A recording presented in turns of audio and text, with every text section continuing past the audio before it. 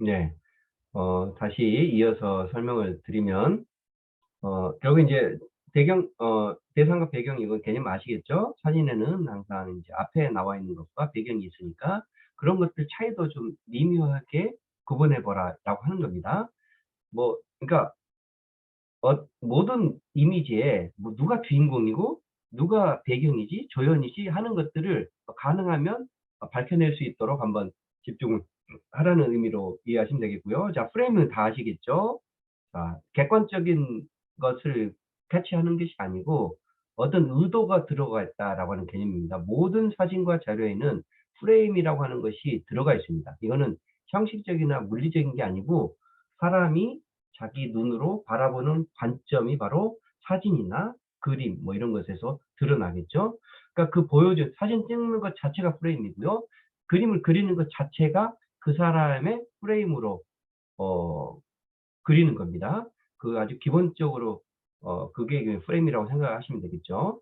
그다음에 내러티브. 자, 그 사진 자체가 아니라 사진이 무엇을 얘기하는가를 항상 기억을 둬야 된다. 자, 거기서 인제 이 뱅크스라는 뭐 학자 아까 질적 연구 방법론을 소개한 학자 있었죠. 내적 내러티브와 외적 내러티브를 구별을 한다라고 얘기를 합니다. 뭐 굳이 설명을 드리자면 어떤 사진이 있으면 가족 사진이 있어요. 가족 사진, 가족 사진.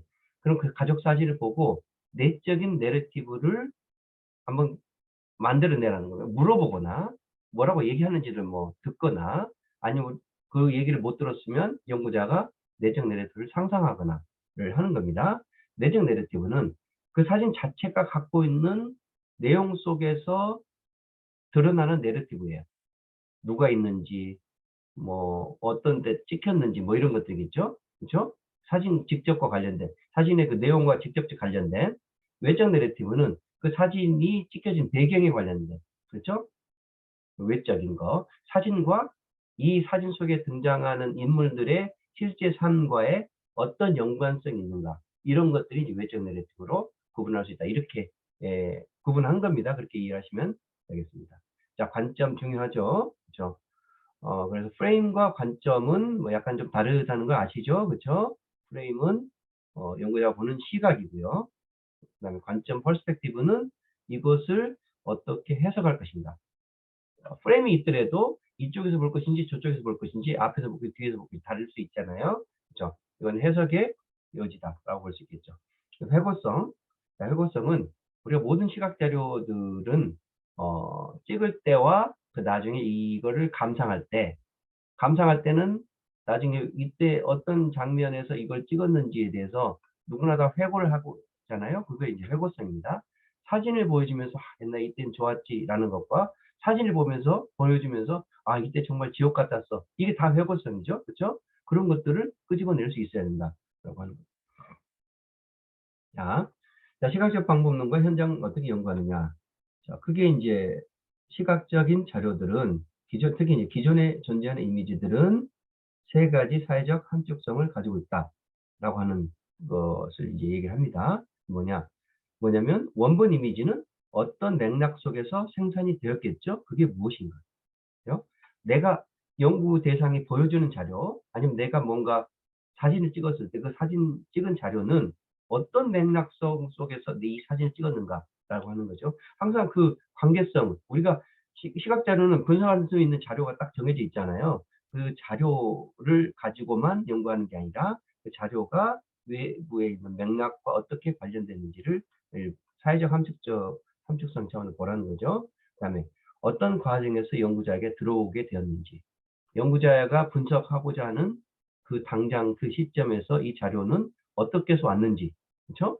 연구자가 줬는지, 연구자가 안 주려고 연구 참여자가 뭐 자랑하듯 주었는지, 연구 참여자가 막 정말 안 주려고 숨기고 있는 것을 어떻게 어렵게 보여왔는지 이런 것들이 전부 다 그 과정이 중요하겠죠. 그쵸? 아니면 이게 정말 희귀 자료인데 어떤 누구누구 손을 거쳐서 여기까지 왔는지. 그죠? 뭐 골동품이든 뭐든 있겠죠. 그쵸? 그래서 그런 과정들도 굉장히 중요한 사회적 함축성을 알 수 있는 요소라는 겁니다. 그리고 이미지를 인터뷰 과정에 사용하려는 연구 전략이 갖는 맥락. 자, 연구자는 그러면 이 이미지를 어떻게 어떤 이유에서 활용하려고 하는지, 논문에 채택하려고 하는지, 이런 것들이 사회적 함축성이다. 뭐 그런 얘기입니다. 그래서 여기서 이제 설명되는 모든 요소들을 내 논문에 다 녹여낼 수는 없습니다. 그러니까 내 논문의 성격이나 주제에 맞는 것들을 여기에 있는 것들을 이제 공부를 하셔가지고, 자, 이거는 중요하겠다. 이거는 내가 분석이나 해석이나 참조해 봐야 되겠다라고 하는데 활용을 하라고 말씀을 드리는 겁니다. 뭐 시각 연구에서 이런 언급된 것들 다 반영되거나 하는 것들은 뭐 사실 불가능한 거니까요. 그다음에 현장에서의 생생한 이미지를 분석할 때 뭐는 뭐 어떤 것들이 있는가, 뭐 이제 뭐 이거는 그렇게 읽어보시면 아실 것 같아서 그냥 넘어가도록 하겠습니다. 자, 시각 자료 활용 연구의 사례들이 어떤 것들이 있는지, 보통 이제 사회학에서 연구하는 그 방식들, 에서 시각적 사용 막 여러 가지가 앞에서 소개해 드렸잖아요. 그때 이제 어떤 식으로 활용하는가, 그걸 몇 가지 이제 연구 사례들을 좀 나열해서 보여드리는 겁니다. 거기서는 이제 커뮤니케이션 연구도 그렇고 사회학에서 그렇고 영상물이 어떻게 소비되는가에 연구할 수 있겠죠. 그래서 자, 이 연구 방문론에 관심이 있으신 분들은 내가 시각 자료를 활용하게 된다면 내 연구는 이 5가지 중에서 어디에 해당될까를 고민하시면 됩니다. 자, 영상물 소비에 대한 연구. 자, 예를 들어 볼게요. 이제 제가 교육학에 있으니까 교육학에서 교육 현장에서 시각 자료를 가지고 연구를 하려고 해요. 그렇죠? 그러면 영상물 소비는 뭘까요? 당연히 가장 쉬운 방법이 학생들이 도대체 뭐 집에서나 학교에서나 어떤 영상을 보면서 시간을 보내지? 어떤 영상을 보면서 혹은 공부를 하지? 이게 영상물 소비입니다. 학생들이 소비하는 거잖아요. 교사들 마찬가지죠. 교사들이 뭐 여가 시간에 어떤 걸 소비하는지. 근데 교사들이 여가 시간에서 하는 걸 교육학적으로 연구할 일이 별로 없겠죠.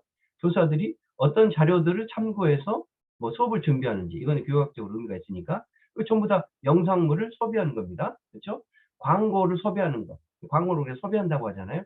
그런 모든 것들이 다 영상물 소비 연구입니다. 영상물 산출 연구. 산출은 사실 많지 않지만 예를 들어서 지금 유튜브의 시대니까 사람들이 자꾸 유튜브를 만든단 말이에요. 영상물 산출입니다. 그렇죠? 사람들은 어떤 방식으로 이런 유튜브 영상을 만들어서 어떤 주제로, 뭐 어떤 식으로, 어떤 장르로, 스타일로 만드는가, 뭐 이런 것들이 다 영상물 산출이 되겠죠. 자, 시청자 반응 연구. 이거는 이제 조금 올드한, 예전에 방송통신학에서 많이 했던 거잖아요. 대중매체가 있을 때 대중매체들을 놓고 사람들이 거기에 어떻게 반응하는가 연구를 했겠죠. 지금은 뉴미디어 시대니까 그 대중매체는 거의 연구하지 않겠죠. 뉴미디어를 연구하겠죠. 뉴미디어에 대해서 어떻게 반응하는가. 그죠? 뉴미디어 뭐가 있습니까? SNS이잖아요. 대표적으로. SNS의 여러 가지 형태들이 있는데 그런 것들에 대해서 사람들이 어떻게, 인스타그램을 어떻게 반응하고 어떻게 올리고 하는 것들 다 포함되는 겁니다. 그렇죠? 그러니까 이거는 뭐 영상물 산출도 아니고 영상물 소비도 아니고 약간 뉴미디어에 어떻게, 예전에는 매스미디어, 지금은 뉴미디어를 가지고 어떻게 사람들이 상호작용하는가에 대한 연구라고 보시면 되겠습니다. 자, 네 번째는 사진 유도법이. 이거는 자, 포토 엘리스테이션이에요. 포토 엘리스테이션. 사진을 보여주면서 뭔가를, 엘리스테이션이라고 하는 것을 뭔가를 끄집어내는 겁니다. 이거는 대표적으로 연구자가 자신이 만든 사진을 보여주면서 뭔가 응답을 추구하는 것. 그러니까 비유컨대 형사들이 증거 사진을 보여주면서 이때 있었던 일을 말해봐 라고 하는 것이 포토 엘리스테이션입니다. 그때 상황 이해 가시죠? 응답자들로 하여금 생각을 끄집어내게끔 하는 거예요. 형사들이 마치 범인들을 취조하듯이는 하지는 않겠지만 그런 방식으로 한다는 겁니다. 근데 그 사진은 연구자가 제공하기도 하지만, 자, 선생님, 그때 있었던 일들에 대한 사진을 갖고 계신가요? 사진 한번 보여주시겠어요? 그 사진을 한 장씩 보면서 이때 어떤 일이 있었나요? 이 모든 것들이 포토 엘리시테이션입니다. 사진을 통해서 유도하는 방법이죠. 이 시각자료를 활용하는 거죠. 그 다음에 이제 콜라보레이티브 프로젝트. 아까 전에 연구자와 연구 참여자가 서로 협동적으로 뭔가를 뭐 미술품, 뭐 디자인, 그림 이런 것들을 만들어가면서 하는 연구가 이제 공동 프로젝트 연구라고 분류된다라고 보시면 되겠습니다. 우리가 사회 참여 미술이라고 하는 그 분야에서 요즘에 이런 식의 연구를 많이 합니다. 사회 참여 미술. 그러니까 미술에서도 순수 미술 있죠. 저쪽 인간의 뭐 감성을 표현하고 하는 거, 그다음에 표현 기법을 분석하고 하는 것들이 있지만 사회 참여 미술은 미술이 단순히 그런 목적이 아니라 사회적 목적을 가지고 있기 때문에 세상에 있는 모든 것들이 다 시각적인 자료들이잖아요.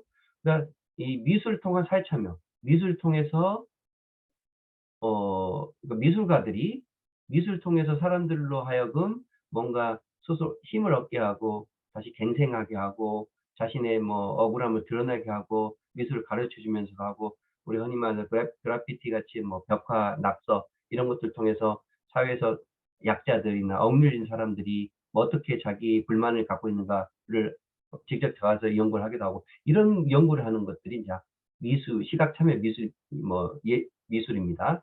시각 참여 사회 참여 미술입니다. 그렇죠? 근데 이제 그 사람들은 이제 자기의 특기가 미술적인 예능이기 때문에 그런 것들을 활용해서 사회 참여적인 연구를 한다라고. 근데 이제 대표적 공동 프로젝트라고 보시면 되겠죠.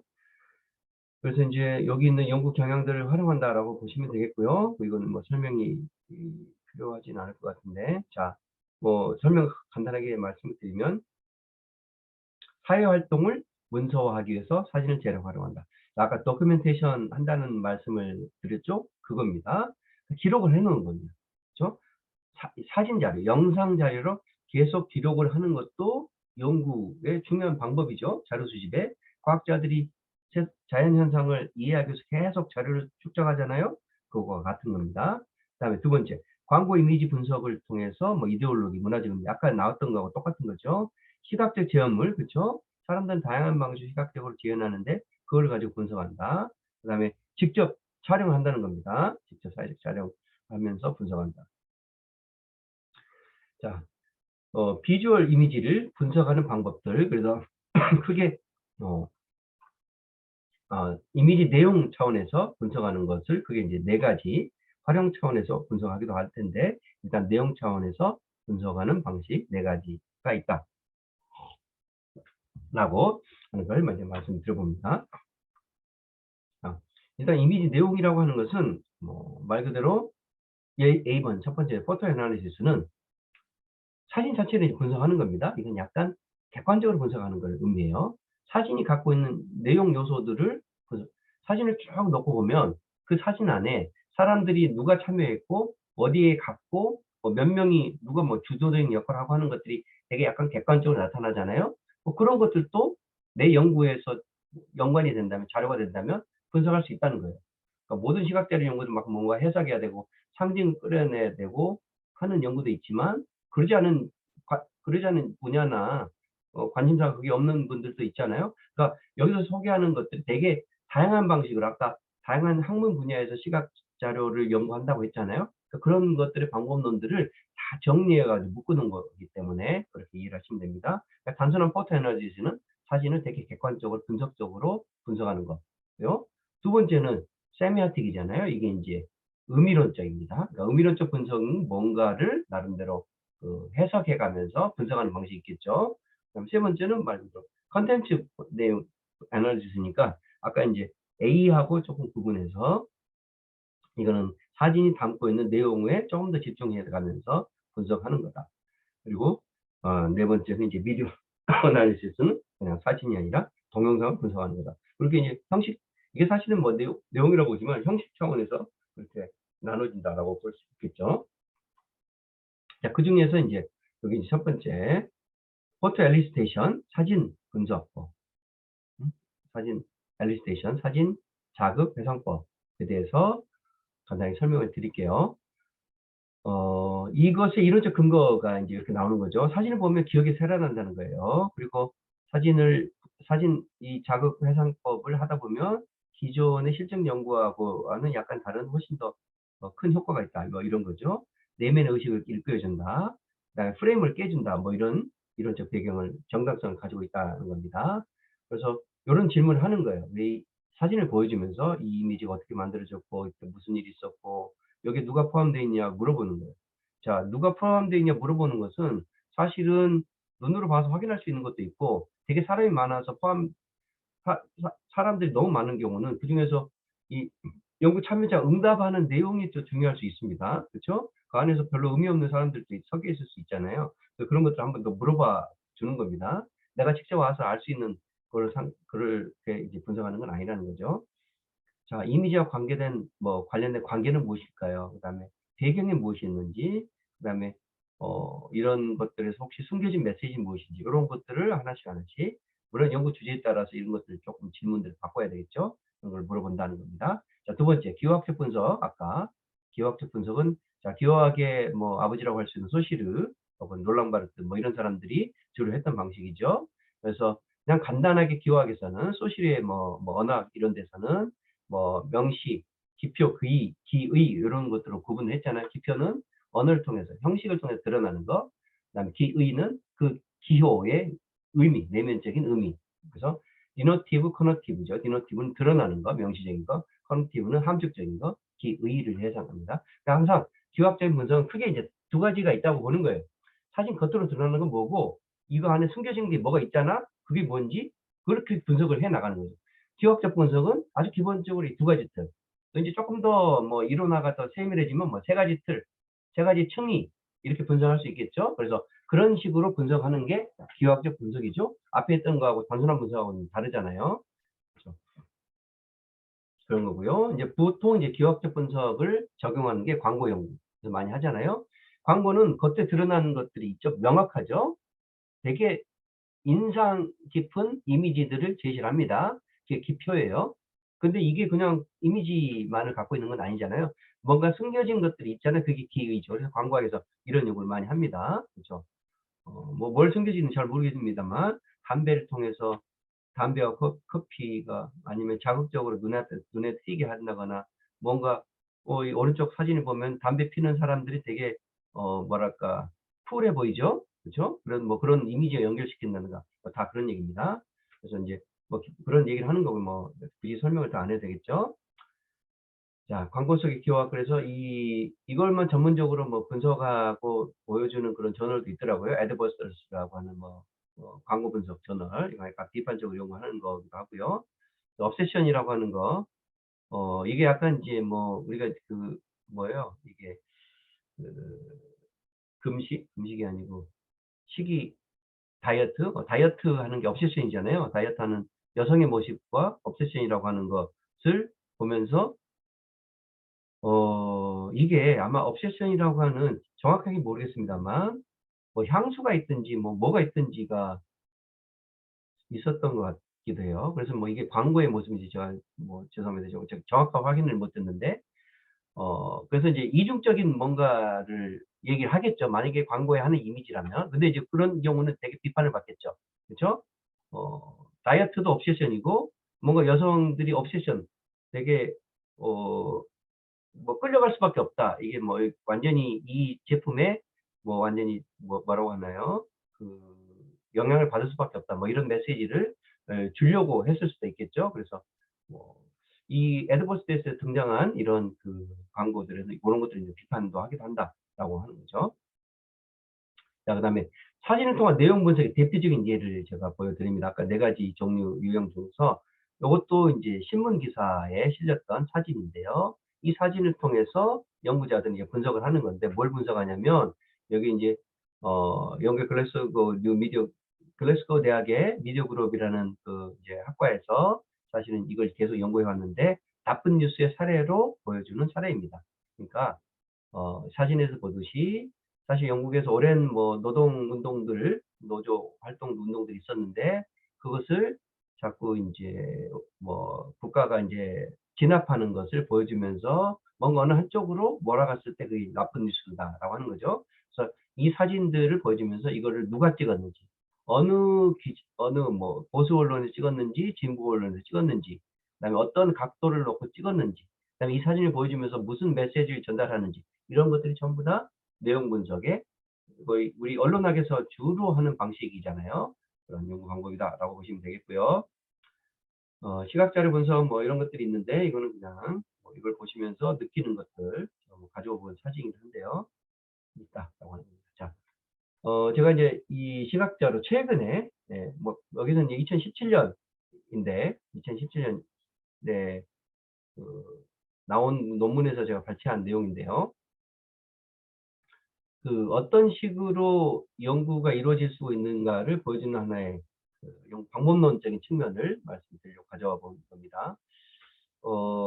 여기 제목을 보시면 I share the joy. 내가 기쁨을 나눈다라고 그 제목이 있고요. 스포츠 related social support예요. commonality 인스타그램. 자, 인스타그램을 분석한 겁니다. 사람들이 인스타그램에 많은 이미지들을 올리잖아요. 그렇잖아요. 저는 사용을 해보지 못했습니다만 많이 올려서 그렇게 뭐 자랑하기도 하고 공유하기도 하고 한다고 해요. 서로 좋아요 올리고 이렇게 하잖아요. 그런 거를 이제 분석을 하는 거예요. 인스타그램 사진을. 그랬을 때 스포츠 릴레이티드예요. 그러니까 스포츠 활동에 관련된 사진이 있겠죠. 그다음에 그 관련해서 소셜 서포트, 사회적으로 서포트, 사회적으로 좋아요, 싫어요 하는 걸 소셜 서포트라고 우리가 한문적으로 다루는 거고요. 커뮤널리티라고 하는 뭔가 공통점, 사람들이 뭐를 좋아하고 뭘 어떤 주제를 서로 공유하고 뭐 이런 개념입니다. 그래서 그런 주제, 인스타그램에 어떤 스포츠 활동을 인스타그램에 올리는 사람들을 그다음에 그거 사진들이 어떻게 이제 공유되면서 그다음에 그것을 이제 분석하는 방법론을 보여주는 거다. 이 비주얼 스터디스로 대표적인 저널이죠. 여기서 애널리틱 프레임워크잖아요. 그죠? 여기서 이제 이 슈라이버라고 하는 학자가 이런 방식으로 분석할 수 있다라는 걸 제시를 했다는 겁니다. 첫 번째는 practice of sharing. 쉐어링이라고 하는 실전이 있다는 거예요. 사람들은 뭔가를 쉐어하려고 한다는데요. 그게 practice입니다. practice라는 게 뭐 실천, 뭐 이렇게 사람들이 자기 생각을 드러내는 방식, 이 practice죠. 그다음에 그건 뭐냐면 포토그래프를 쉐어한다는 거예요. 사진을 많이 쉐어하겠죠. 뭐 근데 지금은 동영상도 쉐어할 수 있고요. 인스타그램이 하나의 플랫폼이다. 사람들이 인스타그램이나 뭐 여러 가지 플랫폼, SNS 플랫폼에다가 포토그래프를 쉐어하면서 뭔가를 자꾸 쉐어하려고 한다라는 세 가지 방식으로 연구 그 이론적 틀 안에서 이제 분석을 할 수 있다라고 하는 겁니다. 자, 그리고 이 논문에서는 밑에 보시면 범주를 나눕니다. 그러면 어떤 식으로 올려진 사진을 분류할 수 있는가를 이 논문에서는 자, 처음에는 인스피레이션, 뭔가 사람들에게 좋은 아이디어를 끄집어내는 인스피레이션이죠. 모티베이션, 동기화시키는 거. 그다음에 인포메이션, 뭔가 메시지, 정보를 전달한다는 거. 그다음에 아이덴티티, 자기 정체성을 드러내는 방식으로. 그러니까 연구자가 이 네 가지 방식으로 사람들이 올린 사진의 이 목적인 바로 이 네 가지 방식을 가지고 있지 않느냐라고 이제 분석을 한 거예요. 그리고 그거에 대해서 이제 설명을 하는 겁니다. 자, 그래서 자, 이건 논문의 이제 핵심적인 분석 결과를 가지고 나온 겁니다. 그리고 밑에는 사진들을 제가 가져온 거고요. 이미지 타입이 있다는 거예요. 그리고 거기에 각각의 퀀티티, 어떤 몇 가지, 각각 이미지 타입별로 몇 가지 이미지가 있었는지를 보여주는 겁니다. 자, 보니까 아까 인스피레이션, 뭔가 영감을 일으키는 그런 종류하고 모티베이션, 뭔가 동기화시키는 종류로 나눠지고 그다음에 영감은 뭐냐면 네이처 디렉션, 자연을 보여주면서 영감을 일으킨다는 거예요. 그다음에 athletic performance, 아까 이제 스포츠 리레이티드 됐다고 말했잖아요. 그러니까 뭐 운동 활동을 보여주면서 인스피레이션을 느끼는 두 가지로 분류할 수 있다라고 하는 겁니다. 이건 정해지는 게 아니고 우리가 선생님들도 앞으로 인스타그램이나 이런 자료를 가지고 분류할 때 아, 이런 주제로 분류하면 좋겠구나라고 주제를 직접 만드시면 돼요. 그렇죠? 예를 들어서 취미 활동에서 취미 활 뭐예요? 사람들이 뭐 예를 들면 그런 거죠. 사람들이 자꾸 인스타그램에 명품이나 뭔가 속된 말로 돈 자랑하려고 하는 요소들을 자꾸 올려요. 그리고 자꾸 서로 인스타하고 공유하고 하잖아요. 그럼 나는 그걸 분석하고 싶어. 도대체 이 사람들은 무슨 의도로 이걸 자꾸 올리면서 자꾸 자랑하고 사람들 그걸 보고 좋다고 하고 사람들 뭐 팔로워가 더 늘어나는가. 이걸 분석할 수 있잖아요. 뭐 연예인들이 그래도 되고요. 그러면 거기서 올려지는 그림들을 우리가 인제 이거를 어떤 주제로 연구해야 될지를 좀 정해야 되겠죠. 나는 예를 들어서 연애에 대한 뭐 열광이 하나의 주제다. 아니면 뭐 명품에 대한 열광이 하나의 주제다. 아니면 사람들이 뭐 자본주의 뭐 뭐 뭐라고 할까요? 어떤 뭐 자신에 대한 과시로 보여주는 거다. 아니면 이제 물론 나쁜 것도 있지만 좋은 것도 있잖아요. 뭐 어떤 뭐랄까 동료애를 보여주는 차원에서 뭐 동료애라고 하면 좀 거창하지만 뭔가 이렇게 우정을 보여주는 차원에서 자꾸 이런 그림, 이런 사진을 올린다. 이런 주제들이 있겠죠. 그럼 내가 연구하고자 하는 주제에 맞게끔 그런 것들을 잘 분류를 해서 이렇게 할 수 있다는 겁니다. 그리고 이 네 가지를 분류하고 각각의 사진이 이렇게 44, 47 이렇게 나타났다라고 하는 겁니다. 그리고 이제 인포메이션 정보적인 측면이 있고 정체성의 측면 네 가지로 나눠진다. 라는 겁니다. 그리고 이제 그러면서 그 논문에서 보여줬던 사진입니다. 실제 사진, 자연성을 드러내는 거. 그다음에 두 번째 사진은 이 두 번째 사진 뭘까요? 이 사진을 보여주면서 선생님들 한번 생각해 보세요. 이 두 번째 바다에 앉아 있는 사진을 이 사람이 올렸겠죠? 자기 인스타그램에 올리면서 도대체 무슨 얘기를 하고 싶었을까요?를 우리 해석하면 돼요. 물론 하나만 가지고 아니라 수십 개의 사진을 가지고. 그렇죠? 모르겠어요. 뭔지. 이게 퍼포먼스인지 뭐 고독인지 뭐 쿨함인지 멋있음인지 남자다움인지 그렇죠? 그다음에 보세요. 세 번째는 뭔가 친밀함이잖아. 아까 얘기했던 동료애잖아요. 여기 보면 이제 얼굴 사진은 가렸잖아요. 얼굴 이게 눈을 가리면서 했잖아요. 그렇죠? 이 정도면 충분하겠죠? 그렇죠? 근데 뭐 사진을 보여주지 않고서는 이 메시지를 전달할 수는 없으니까. 그다음에 맨 오른쪽에는 사진 자연이 있는데 그 자연 속에 자기가 있잖아요. 그렇죠? 이건 뭘까요? 맨 왼쪽에 있는 사진과 오른쪽의 사진이 분명히 다를 수 있겠죠. 맨 왼쪽의 사진은 자연만 있습니다. 오른쪽의 사진은 자연 속에 자기를 집어넣어 있잖아요. 어떤 사람은. 이게 아이덴티티라는 겁니다. 자연 속의 나. 이를 뭔가 보여주고 싶었겠죠. 그렇죠? 그러니까 이거는 우리 해석에 따라 분명히 다를 수 있습니다. 근데 이런 사진들이 이제 많이 모여 가지고 이렇게 분류할 수 있겠다 싶었을 때 그렇게 주제 의식을 부여해서 분류할 수 있다라고 보시면 됩니다. 자, 그리고 자, 네 번째 아까 이제 여기까지 했었죠. 네 번째 비디오 자료 분석에 대한 연구도 있습니다. 그래서 여기 보시면 맨 밑에 보면 비디오 데이터 어널리시스 하는 에 대한 2018년 논문에서 methodological frame for novel research trend. 자, 비디오 자료 분석도 새로운 이게 리서치 트렌드인데 이것의 분석의 틀이 뭐냐를 소개한 2018년 논문입니다. 그러니까 2018년만 해도 비디오 그 분석은 그렇게 많지는 않았다는 거죠. 자, 그래서 여기서는 이제 분석의 틀을 하나의 사례를 소개해 주는 겁니다. 비디오를 어떻게 분석하지? 라고 하는 거죠. 자, 첫 번째, 여기 가운데에 보시면 그게 이제 맨 왼쪽부터 볼까요? 비디오 데이터 어널리시스는 네 가지 요소로 구성됐다라고 하는 거잖아요. 일단 비주얼 스터디스의 어떤 이론적인 뭐 배경들이 있잖아요. 우리가 지금까지 설명한 것들입니다. 비주얼 스터디스는 왜 중요하고 어떤 방식으로 이루어지고 이런 거죠.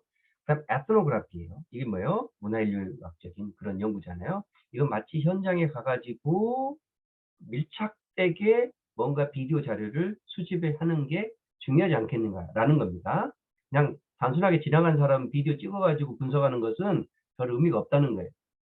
비디오 스터디는 우리가 동영상을 분석하는데 그걸 제대로 분석하기 위해서는 그 동영상이 나타났던 어떤 사람들의 집단의 이런 것들에 대해서 내가 오랫동안 경험하면서 거기서 뭔가 이 사람들의 모습을 보여주고 싶은데 지금까지는 문서, 문자, 그림, 사진만 가지고 설명했는데 비디오 그렇죠? 사람들이 축제하면서 뭐 춤추는 거 이런 것들은 비디오가 필요하잖아요. 그래서 그런 것들로 보여주면서 이것이 무엇을 의미하는가를 해석하기 위해서는 에트노그래피적인 연구가 필요하다. 이렇게 이해하시면 되겠죠? 그다음에 멀티모달 인터랙션 어널리시스.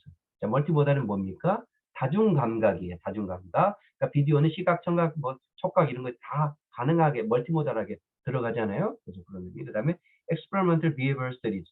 자, 뭐 실험적 행동 연구라는 분야가 또 특별하게 있겠죠. 여기서는 이제 말 그대로 사람들이 어떤 상황에서는 어떤 식으로 행동하는지를 이제 되게 반실험적인 세팅을 놓고 연구를 합니다. 꼭 실험적인 행동을 봐야만 되는 게 아니라 사람들의 행동들, 실험적 행동을 이제 연구를 할 수 있다는 겁니다. 자, 그래서 이런 요소들을 가지고 연구하는 것, 이론적 배경을 가지고 연구하는 게 비디오 데이터 어널리시스다라고 제안을 하는 거예요. 꼭 이것만 아니지만. 그러고 나서 이제 그렇게 되면 리서치 어젠다가 있겠죠. 그렇죠. 그다음에 분석의 어떤 그 유닛 단위가 있겠고요. 그다음에 뭐 분석의 그 포텐셜, 뭐 잠재력 이렇게 쭉 이제 이런 요소들이 있다는 겁니다. 애널리틱 툴킷, 분석의 어떤 툴들이 있겠고, 그다음에 크라이테리아 밸리디티. 자, 이걸 분석했을 때 타당성이 필요하겠죠. 그럼 그 타당성의 증거는 무엇인가? 이런 요소들을 고려해서 분석할 수 있다. 제가 이 것까지 디테일하게 다 설명드릴 수 없기 때문에, 자, 이걸 나중에 한번 비디오 자료 분석에 관심 있으신 분들은 이런 요소들을 이제 분석에 활용된다라고 하기 때문에 참고해 보시기 바랍니다. 자, 이제 거의 이제 마무리가 돼 갑니다. 자, 비디오 리서치의 그럼 장애물은 무엇이냐? 자, 일단 시각 데이터는 모호하잖아요. 모호하죠. 자, 모든 해석이 필요한 분석의 대상은 모호합니다. 그러니까 해석의 여지가 있는 것은 동시에 모호한 게 당연한 겁니다. 이거는 동전의 안뒷면이라고 보시면 되겠습니다. 명확한 것은 객관적인 거고 해석의 여지도 없고 해석의 필요도 없겠죠. 근데 시각 자료는 어떻습니까? 모호하지 않죠. 우리가 숫자가 가장 모호하고 가장 명확하고, 그 다음에 언어가 명확하잖아요. 자, 명확하게 다시 한번 얘기해봐. 우리가 다시 한번 언어로 얘기를 하잖아요. 그래도 명확하지 않을 수 있겠죠. 근데 그림은, 비디오 이미지는 훨씬 더 모호하다는 거예요. 그래서 해석의 여지가 있다는 거죠. 그게 뭐 단점일 수도 있다는 거예요. 왜냐하면 이게 뭐 다른 잘못된 해석일 수도 있으니까. 그다음에 여러 가지 고려 사항들이 있다, 이런 거고요. 그리고 마지막으로 제가 이제 최근에 썼던 논문 중에서 비디오 시각 자료를 가지고 분석한 연구를 그냥 소개하면서 마무리를 짓도록 하겠습니다. 여기 이제 제가 이제 포스트휴머니즘 식물주의를 많이 연구를 하다 보니까 식물주의를 기반해서 유아 리터러시를 어떻게 연구할까, 뭐 이런 주제를 잡았습니다. 그래서 이런 연구는 사실은 제가 외국의 문헌에서는 별로 거의 찾아보지 못했고요. 우리나라에서는 뭐 처음 쓰는 논문입니다. 그래서 식물지적 유아 리터러시라는 게, 기존에 유아 리터러시가 많이 있었죠. 유아 리터러시 아시겠죠? 그렇죠? 유아들이 어떤 방식으로 언어나 뭐 술이나 이런 것들을 습득해 나가는가, 뭐 어떤 책을 읽어서, 그렇죠? 이런 것들을 연구하는 게 다 유아 리터러시 연구인데, 그것을 신물질주의의 관점에서 이걸 어떻게 봐야 될 것인지를 좀 새롭게 제시해 보겠다라는 겁니다. 근데 이제 리터러시에는 여기서 이 표를 뭐 제시하는 겁니다. 언어 리터러시가 있고 탈언어적인 리터러시가 있는데, 그게 신물질적 리터러시다. 그러니까 한마디로 여기서는 유아들의 그림책을 분석하는 겁니다. 유아들의 그림책. 그렇죠? 유아들이 책도 보잖아요. 근데 유아들은 당연히 그림책을 훨씬 많이 봅니다. 근데 이 그림책을 통해서 뭐 어떻습니까? 리터러시를 얻잖아요. 그림책으로서 글씨를 이해하는 게 아니고 그림을 통해서 세상을 이해하고 사고력을 증강시키고 하는 모든 것들을 한다는 겁니다. 이게 리터러시인데, 이것은 언어의 형태를 벗어나 있잖아요. 그러니까 당연히 탈언어적인 리터러시고 그것이 신물질주의적 리터러시의 한 종류이다, 이 얘기입니다. 그리고 자, 이걸 제가 설명하는 이유는 그 뒤에 있는 그 사진들을 이해하는 데 중요하기 때문에 설명드리는 거예요. 자, 이 리터러시의 주체성, 과거의 언어 기반 리터러시 주체성은 인간만이 주체했어요. 왜냐? 인간만이 언어를 사용하는 존재라고 봤었기 때문에. 그렇죠? 그런데 이제 그것도 옛날 얘기고요. 원숭이도 침팬지도 언어를 사용합니다. 그렇죠? 동물도 다 언어를 사용하고요. 약간의 수준 차이가 있을 뿐이지. 그렇죠? 그래서 당연히 인간만 언어를 사용하고 인간만 주체성을 가졌다, 이런 생각들은 다 특히 이제 포스트휴먼 학자들은, 최근 학자들은 인정하지 않습니다. 그래서 인간, 동식물, 사물, 기계들도 주체성을 가지고 있다는 거예요. 자, 인공지능, 기계로 대표되는 인공지능도 주체성을 가지고 있다라고 얘기를 합니다. 그렇지 않으면 인공지능의 능동성이 있을 수 없겠죠. 여러분에게 시키는 대로만 따라서 하지 뭔가 인간을 보조하거나 주도해 나갈 수가 없잖아요. 근데 지금의 인공지능 기술은 이미 그 단계를 넘어섰습니다.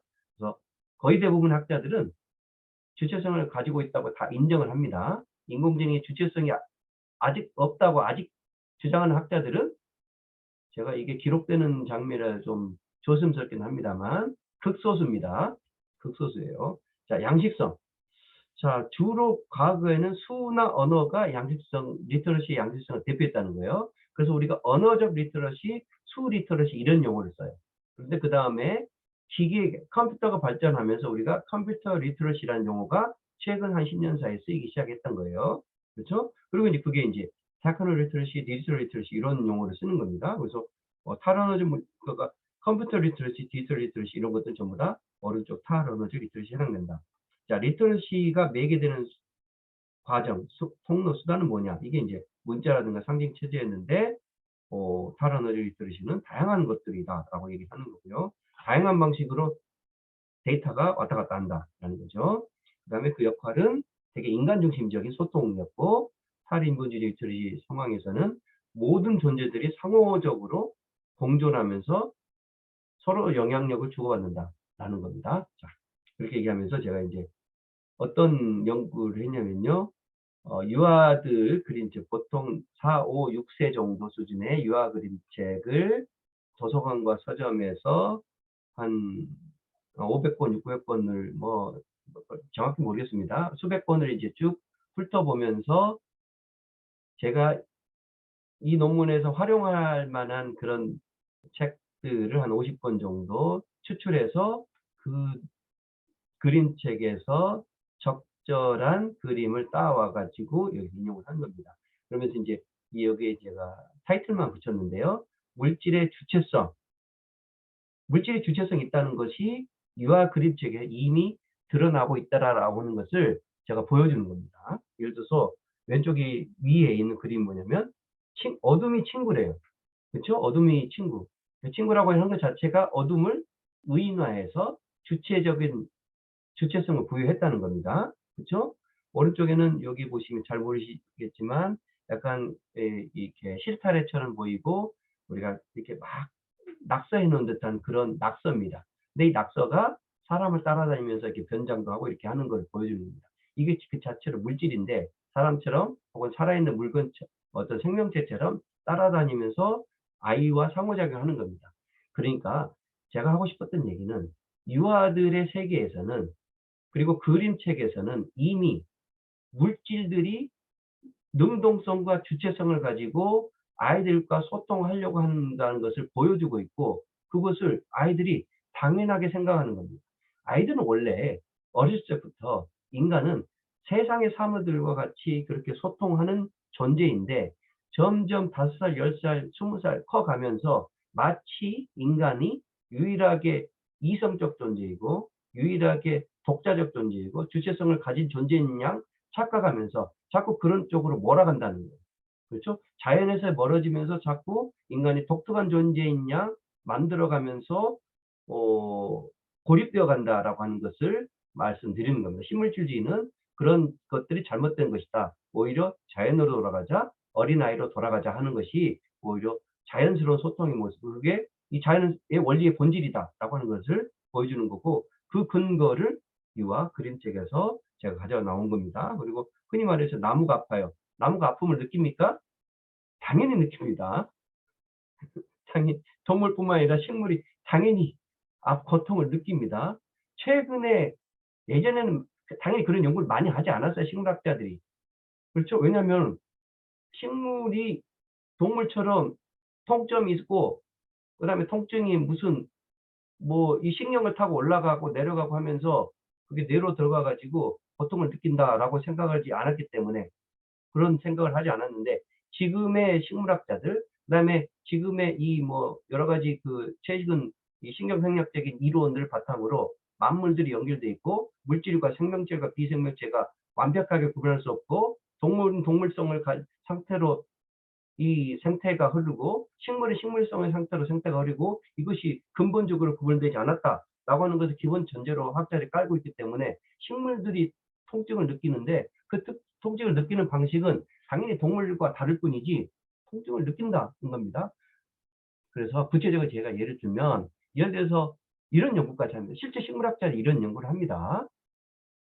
나물들이 쭉쭉쭉 있는데 옆에서 자꾸 나무를 베요. 뭐 전기톱으로 막 갈고 있어요. 그러면 식물이 이파리에서 어떤 뭐예요 이산화탄소가 나온다든가 무슨 물질이 방출돼요. 방출되면서 그것이 옆에 있는 나무로 직접적 영향을 받지 않는 나무로 올라가 가지고 그것이 그 나무에 그 신호가 전달돼서 이 나무가 갑자기 자기 방어 본능으로 들어간다든가 이런 거를 증명해 주는 연구를 지금 계속하고 있습니다. 그렇죠? 그러니까 이건 뭐냐면 소통을 한다는 겁니다. 식물이 소통하고 어떤 방식으로든 자연과 연결돼 있어서 옆에서 죽어나가는 식물, 나는 안 죽으니까 나와 상관없다. 이런 관점 자체가 되게 근대 모더니즘의 관점이라고 하는 것을 이제 깨닫고 지금 그런 연구를 많이 하는 겁니다. 그러니까 당연히 나무가 아픕니다. 아프다고 생각하지 않아서. 지구가 아픈 건 너무 당연한 거고요.